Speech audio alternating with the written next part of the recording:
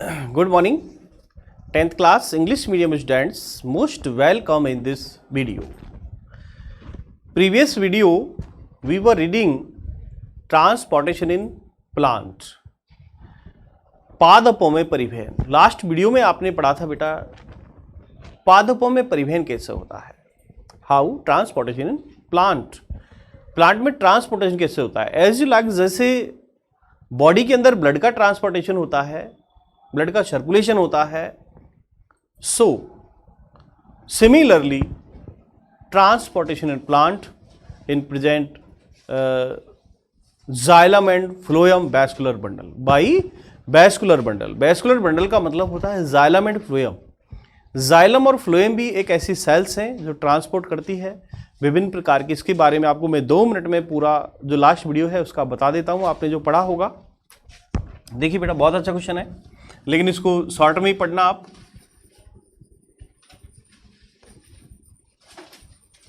Transportation in plant. ठीक है, इसको आपने 2 भागों में डिवाइड करके बेटा इसकी स्टडी की प्रीवियस वीडियो में. नंबर 1 वाटर ट्रांसपोर्टेशन,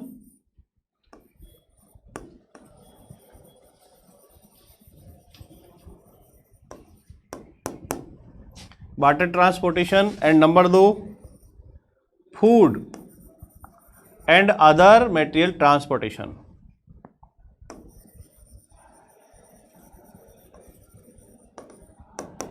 देखिए बेटा यहां आपको मेनली जो आंसर लर्न करना है वो क्या है कि water transportation by xylem, water and minerals. देखो पानी के साथ साथ विभिन्न प्रकार के जो मिनरल्स हैं उनका भी एब्जॉर्बेशन होता है. Absorption by root of plant, पादप की जड़ों के द्वारा. यानी water and mineral absorption by root of plants. अब जो रूट है, रूट की जो सेल्स है, रूट की सेल्स के अंदर जो वैस्कुलर बंडल है, जाइलम एंड फ्लोएम पाए जाते हैं. जाइलम और फ्लोएम वैस्कुलर बंडल. वैस्कुलर का नाम मतलब क्या होता है? संवहन करना. वैस्कुलर, वैस्कुलर का मतलब होता है संवहन, एक तरह से ट्रांसपोर्ट करना. बंडल कहते हैं समूह को, ग्रुप को. तो टिश्यू एक अपने आप में एक ग्रुप के रूप में काम करते हैं, मिलकर के ग्रुप में एक फंक्शन है ग्रुप का. Cells of group is called tissue. तो ये जो जाइलम फ्लोएम है ये एक टिश्यू के रूप में टिश्यू है और टिश्यू ग्रुप में ये कार्य करते हैं. तो यह वाटर ट्रांसपोर्टेशन और वाटर के साथ मिनरल ट्रांसपोर्ट भी होते हैं. ठीक है, होते किससे हैं? Via xylem. ठीक है, जाइलम. अब जाइलम के अंदर देखो ट्रैकेट्स पाए जाते हैं, वेसल्स पाए जाते हैं जाइलम के अंदर. जाइलम पेरेन्काइमा पाया जाता है, जाइलम फाइबर पाए जाते हैं. तो जाइलम के अंदर जो अदर जो सेल्स पाई जाती हैं, कैपिलरीज पाई जाती हैं, उन कैपिलरीज के द्वारा एक तरह से फोर्स काम करता है और उस फोर्स के द्वारा जो वाटर एंड मिनरल्स हैं, वाटर एंड मिनरल्स जड़ों के द्वारा पहले एब्जॉर्ब होते हैं और एब्जॉर्ब होने के बाद root to stem, stem to branch, branches and leaves. और लीव्स के बाद हम देखें तो लीव्स में क्या हो रहा है? फिर जो फोटोसिंथेसिस प्रोसेस है, फोटोसिंथेसिस प्रोसेस के द्वारा क्या बनता है? एक तरह से फूड मटेरियल कंप्लीट तैयार होता है. और उस फूड मटेरियल, अब कहाँ बना फूड मटेरियल? देखो जैसे ये एक लीव्स है,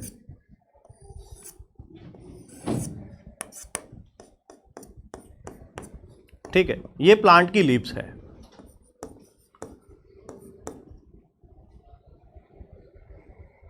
यहां से लाइट एनर्जी, फोटो एनर्जी, और फोटो एनर्जी को ऑब्जर्व कौन कर रहा है? लीव करता है. तो यहां पर जो फोटो एनर्जी है, फोटो एनर्जी ट्रांसपोर्ट या कन्वर्ट इनटू केमिकल एनर्जी. यहाँ जो फोटो एनर्जी है, सनलाइट है, वो केमिकल एनर्जी में कन्वर्ट हो जाती है. और यहाँ क्या है? इसके अंदर क्लोरोफिल होता है. क्लोरोफिल. क्लोरोफिल क्या करता है? क्लोरोफिल लाइट एनर्जी या फोटो एनर्जी को कन्वर्ट किया केमिकल एनर्जी में. इसके बाद यहां देखो CO2, कार्बन डाइऑक्साइड का एब्जॉर्बेशन होता है. और CO2 प्लस जो जाइलम के द्वारा क्या है? जल. ठीक है, तो ये आपस में क्या है? रिएक्ट करके क्या बनाते हैं? Carbohydrate C6H12O6. और ये जो प्रोसेस है वो क्या कहलाता है? फोटोसिंथेसिस.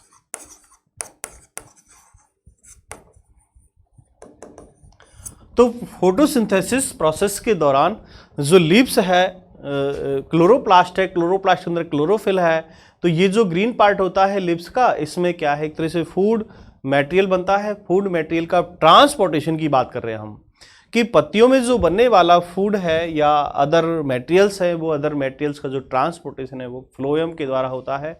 तो हम कहेंगे food and other materials transport bye phloem in plant. पादप में फ्लोएम के द्वारा फूड एंड अदर मटेरियल का ट्रांसपोर्टेशन होता है। ठीक है, food and other help food material, जो सहायक है भोजन में, transportation by phloem in plant. ठीक है, तो यहां पर जो फ्लोएम है, फ्लोएम के द्वारा फूड का ट्रांसपोर्टेशन होता है। वाटर ट्रांसपोर्टेशन जाइलम के द्वारा होता है। अब फूड ट्रांसपोर्टेशन के अलावा इसके अंदर जैसे मान लो एटीपी एनर्जी, एटीपी, अब ये एटीपी एनर्जी है, इसका ट्रांसपोर्टेशन भी किससे होगा, फ्लोएम से होगा। फूड का ट्रांसपोर्टेशन किससे होता है, फूड के द्वारा होता है, वो फ्लोएम के द्वारा होता है। ठीक है, तो phloem and xylem is a vascular bundle, transportation, water transportation by xylem, mineral transportation by xylem, and food transportation and other material transportation by phloem in plant. तो बेटा ये जो पादपों के अंदर ट्रांसपोर्टेशन जो प्रक्रिया है वो जाइलम और फ्लोएम के द्वारा होती है। इसको आपने पिछली वीडियो में मैंने आपको डायग्राम के द्वारा भी इसको क्लियर किया था। ठीक है, तो transportation in plant clear by vascular bundle xylem and phloem. तो यहाँ आप जैसे वाटर एंड मिनरल्स के बारे में, ट्रांसपोर्टेशन जाइलम से होगा। फूड एंड अदर जो मटेरियल्स है, एटीपी एनर्जी है, इसका ट्रांसपोर्टेशन बाय फ्लोएम के द्वारा होगा। ठीक है, तो यहां बेटा ये समझने वाली बात है, इसको क्लियर आप दो क्वेश्चंस बना करके आप पढ़ोगे कि ट्रांसपोर्टेशन प्लांट दो प्रकार से होता है। Number 1 water transportation, then second food transportation. अब मैं आगे चलता हूं, तो transportation is complete, then next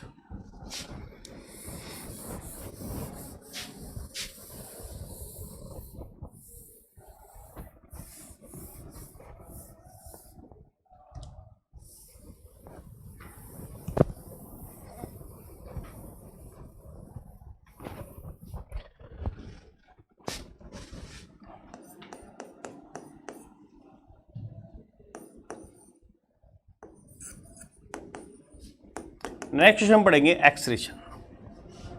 excretion, what is excretion? आप इसको 9th में भी पढ़ चुके हैं। एक्सक्रीशन होता क्या है आपने 8th क्लास में भी पढ़ा होगा, 7th में भी पढ़ा होगा, 6th में भी पढ़ा होगा। यानी आप छोटी क्लासेस इनको पढ़ते आ रहे हैं, जैसे जैसे आगे बढ़ते जाएंगे टॉपिक थोड़ा बढ़ता जाएगा। हम जब छोटी क्लास में पढ़ते हैं हमें जिसे हमें समझाया जाता है लिविंग एंड नॉन लिविंग, तो ये समझाया जाता है कि हम भोजन करते हैं, लिविंग क्या करते हैं, फूड मटेरियल लेते हैं, भोजन करते हैं, जबकि नॉन लिविंग भोजन, यानी छोटी छोटी प्रक्रिया समझाई जाती है। जैसे हमारी क्लास हायर होती जाती है हम उस प्रोसेस को और बड़ा पढ़ते जाते हैं और बड़ा पढ़ते जाते हैं। तो यह हम एक्सक्रीशन को थोड़ा और बड़ा करके पढ़ेंगे। ठीक है, नॉर्मली आप जानेंगे कि जो एक्सक्रीशन है, excretion is biological process. Excretion is biological process in which harmful waste material formation in metabolism reactions, ठीक है, then excrete of body, out of body, कि जो वेस्ट मटेरियल बनते हैं, हार्मफुल नाइट्रोजन बेस्ड मटेरियल जो बनते हैं, उन बेस्ट मटेरियल का क्या excretion means out of body, शरीर से बाहर निकालना, उसको रिमूव करना, remove of the body, body से रिमूव करना कहलाता है एक्सक्रीशन। ठीक है, मैं आपको इसकी डेफिनेशन आपको अंडरलाइन करवा देता हूं। इसमें देखिए बेटा, देखिए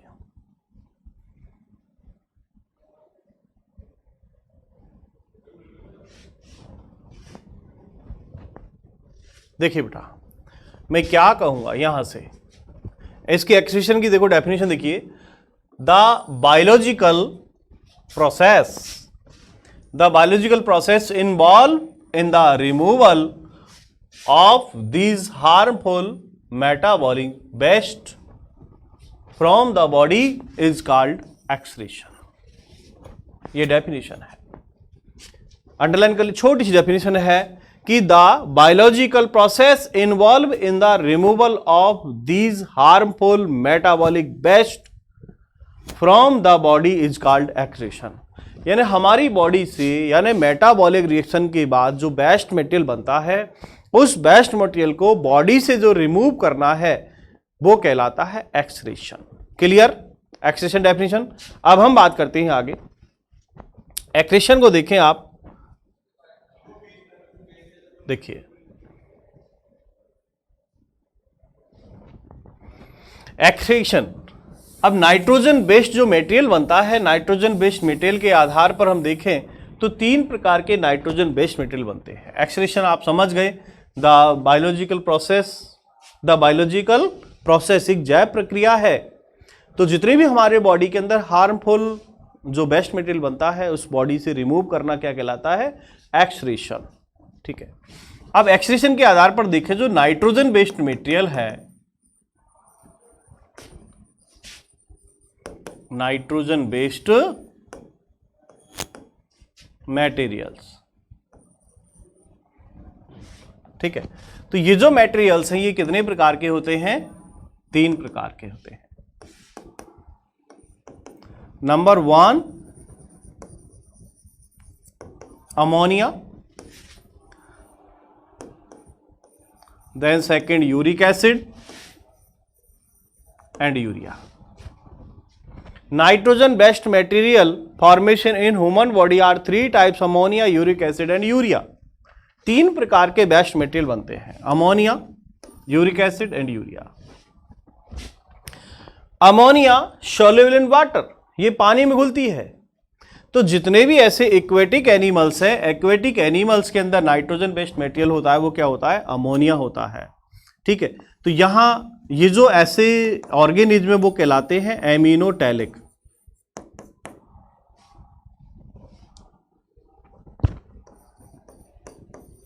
या एमिनोटैलिज्म। जो अमोनिया सेक्रेट करती है, या हम कह सकते हैं एमिनोटैलिज्म क्या है? दोज ऑर्गेनिज्म यानी बेजीव, those organism which excrete ammonia nitrogen based material, तो वो कहलाते हैं एमिनोटैलिज्म। और एमिनोटैलिज्म के अंदर जो एग्जाम्पल है वो क्या है? Aquatic animal.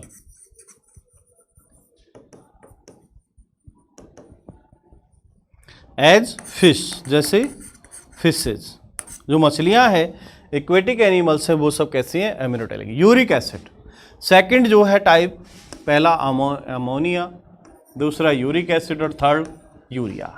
ठीक है। अब यूरिक एसिड जो सेक्रेट करने वाले हैं वो कहलाएंगे यूरिकोटैलिज्म।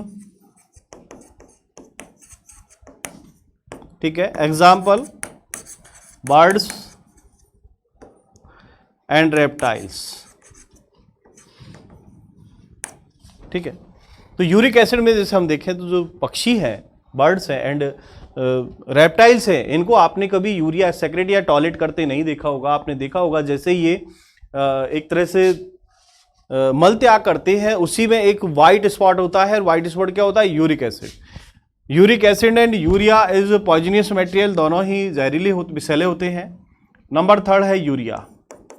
यूरिया एक्सक्रीट करने वाले जो होते हैं वो यूरियोटैलिक कहलाते हैं। यूरियोटैलिज्म। Example mammals, mammalia. ठीक है। तो ये टॉपिक आपके सिलेबस में इतना बड़ा नहीं है। आपको डायरेक्ट एक्सक्रीशन की डेफिनेशन के बाद ह्यूमन एक्सक्रीशन सिस्टम पर आप आ जाते हैं, लेकिन ये आपको नॉर्मल जानकारी देना जरूरी है कि एक्सक्रीशन हम देखें लिविंग ऑर्गेनिज्म के अंदर तो 3 प्रकार से नाइट्रोजन बेस्ड मटेरियल होता है, ammonia, uric acid and urea. तो जो अमोनिया का एक्सक्रीशन करते हैं वो कहलाते हैं एमिनोटैलिज्म, यूरिक एसिड यूरिकोटैलिज्म, यूरिया यूरियोटैलिज्म। ठीक है। एग्जाम्पल देखिए, एग्जाम्पल टोटल एमिनोटैलिज्म होते हैं एक्वेटिक एनिमल्स हैं, जल में रहने वाले, क्योंकि ammonia is soluble in water. Ammonia पानी में घुल जाती है और पानी में घुलने के कारण जितनी भी एक्वेटिक एनिमल्स उस पानी के बहाव में ही अमोनिया को एक्सक्रीट कर देते हैं। ठीक है। देन यूरिक एसिड जो होता है एक तरह से पेस्ट लाइक स्ट्रक्चर है, गाढ़ा पदार्थ होता है। Then urea, nitrogen based material हम देखें ह्यूमन बॉडी से सेक्रेट होता है वो यूरिया है। यूरिया के अंदर लगभग 46% क्या होती है, नाइट्रोजन होती है। 46% नाइट्रोजन प्रेजेंट इन यूरिया। ठीक है। Then next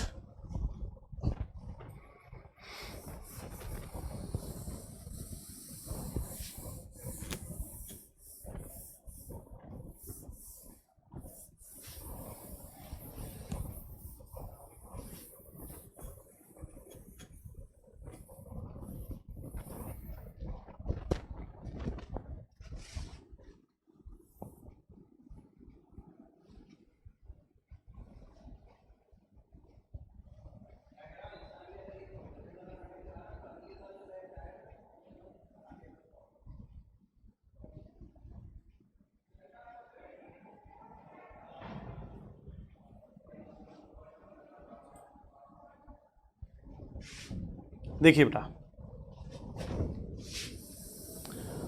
excretion in human, ये एक्सक्रीटरी सिस्टम,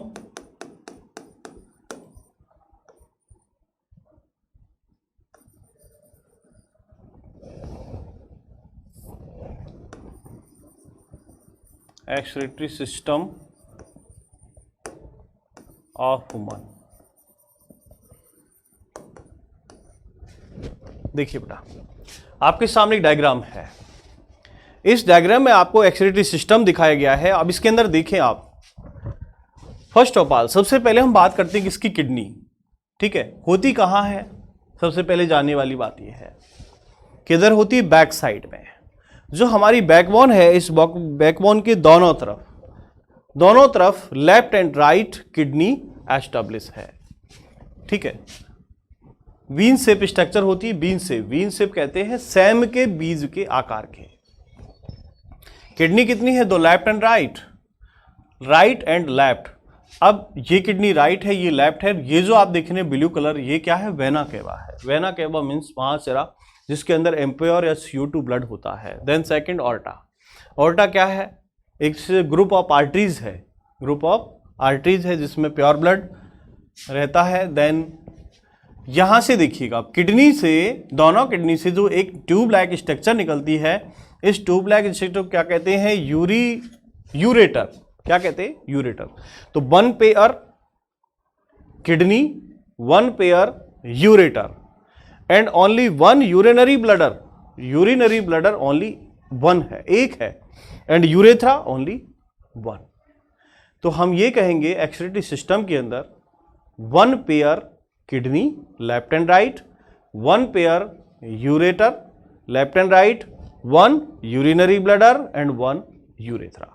तो कंप्लीट यदि हम देखें, इसकी स्टडी करें तो इसको 4 पार्टों में, मेन पार्ट इसके 4 हैं, 4 पार्टों में इसको स्टडी करते हैं। Number 1 kidney,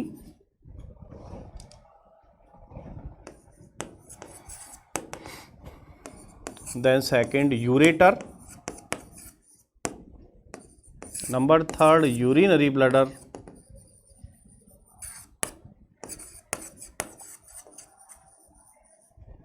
and 4th urethra. ठीक है। अब आप डायग्राम आपको दिख रहा है, इस डायग्राम में आप देखें ये दोनों, ये राइट किडनी है,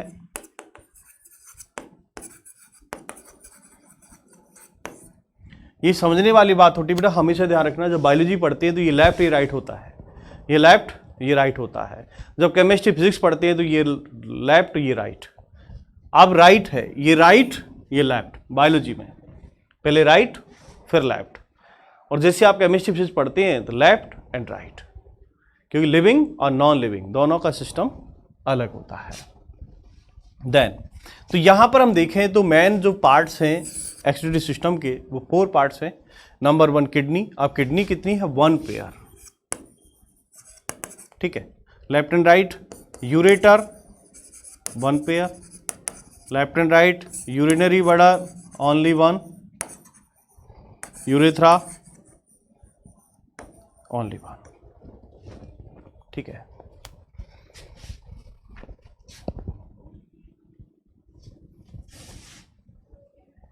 देखिए इस टॉपिक को आपके बिल्कुल छोटा समझाया गया है, ज़्यादा डिटेल नहीं है इसमें। पिछले आरबीसी सिलेबस था उसमें बहुत टॉपिक था इसके अंदर, अब इसको बिल्कुल शॉर्ट कर दिया है।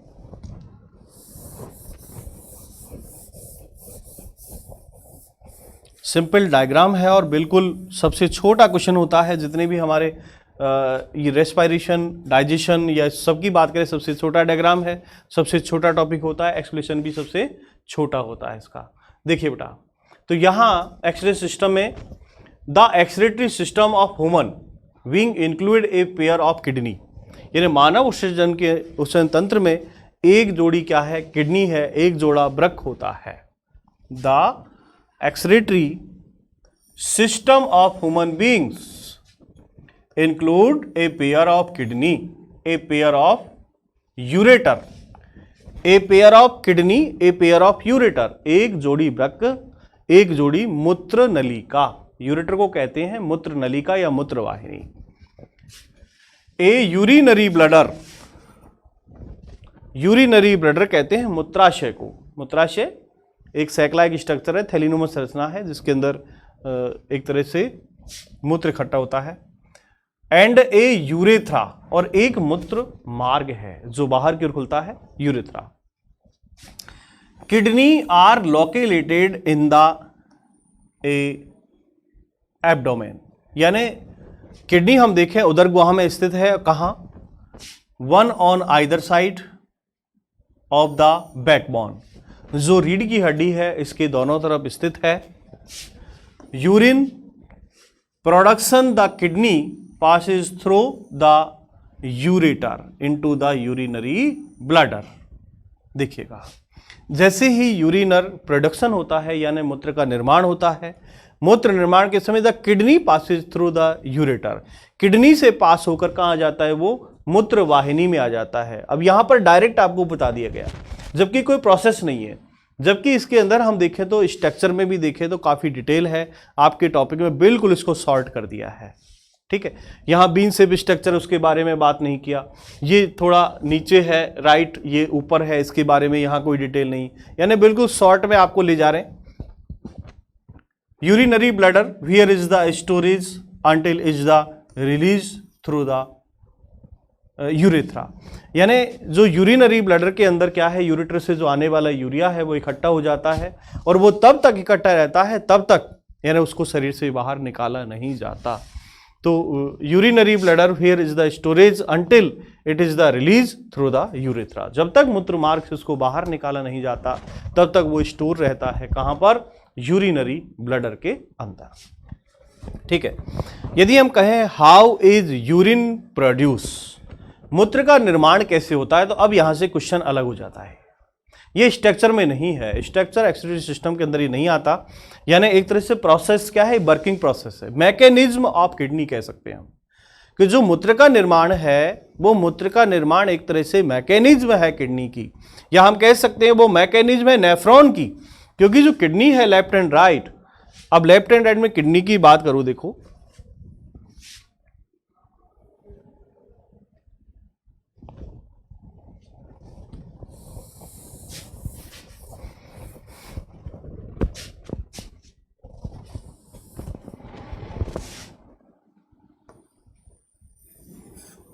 जैसे किडनी है, ठीक है, राइट, ये से यूरेटर।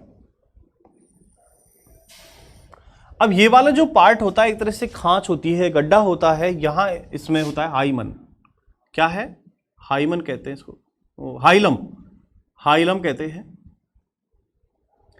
हाइलम से यूरेटर बाहर निकलता है और इसके अंदर जो ब्लड वेसल्स हैं वो सब अंदर आती है, vena cava and अर्टा impure blood लाती है। यहाँ पर ब्लड का फिल्ट्रेशन होता है, यहाँ पिरामिड शेप स्ट्रक्चर्स होती हैं इसके अंदर।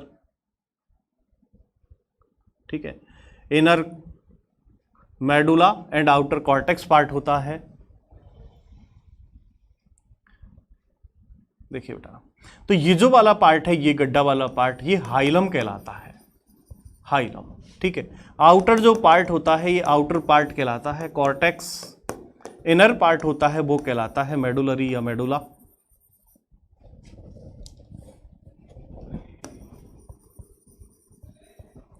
ठीक है, ऐसे ही यदि बात करें सेकंड जो किडनी है लेफ्ट, वो भी इस तरह होती है।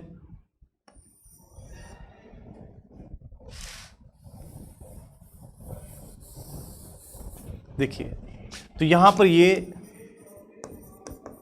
यूरेटर, अब यूरेटर कहां जाएगा? सीधा यूरिनरी ब्लडर के अंदर।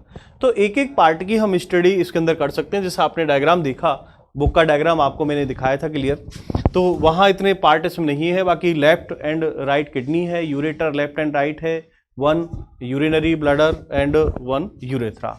तो कंप्लीट अब देखें कि इसके अंदर जो किडनी है इसके अंदर हम देखें कॉन्वोल्यूटेड ट्यूब्स होती है, माइनर कॉन्वोल्यूटेड ट्यूब्स होती हैं, और उन सबको हम किसी समूह के रूप में कहेंगे नेफ्रॉन। क्या कहेंगे? नेफ्रॉन।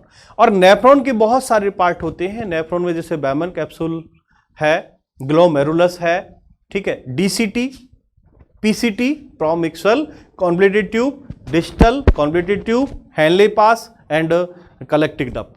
तो विभिन्न प्रकार के पार्ट हैं, वो सब नेफ्रॉन से जुड़े होते हैं। उनके बारे में आपको मैं नेक्स्ट वीडियो में शेयर करूंगा। तो जो यूरिन का निर्माण कैसे होता है, how is urine produce, urine कैसे बनता है, और यूरिन बनने का जो फॉर्मेशन है वो नेफ्रॉन के द्वारा हम पढ़ेंगे उसको नेक्स्ट वीडियो के अंदर। तो आज के वीडियो में आपने देखी structure of excretory system and transportation plant. तो दोनों क्वेश्चन आप क्लियर करना, और दोनों क्वेश्चन को आप जैसे एक्सक्रीटरी सिस्टम को 2 बार पढ़ो, 3 बार पढ़ो, डायग्राम बनाना। आपसे डायग्राम नहीं बने तो एक बार और कमेंट्स करना, एक बार और मैं आपको क्लियर करूंगा। बाकी आज के वीडियो में इतना ही। Thank you for watching.